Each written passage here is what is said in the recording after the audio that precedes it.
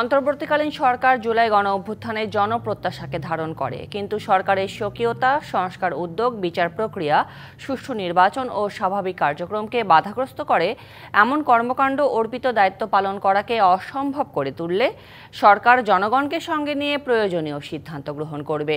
শনিবার দুপুরে উপদেষ্টা পরিষদের অনির্ধারিত বৈঠক শেষে এক বিবৃতিতে এ কথা জানানো হয়।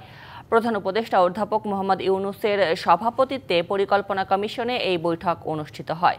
বৈঠকে দেশকে স্থিতিশীল রাখতে, নির্বাচন, বিচার ও সংস্কার কাজ এগিয়ে নিতে এবং চিরতরে এদেশের স্বৈরাচারের আগমন প্রতিহত করতে বৃহত্তর ঐক্য প্রয়োজন বলে মনে করে উপদেষ্টা পরিষদ।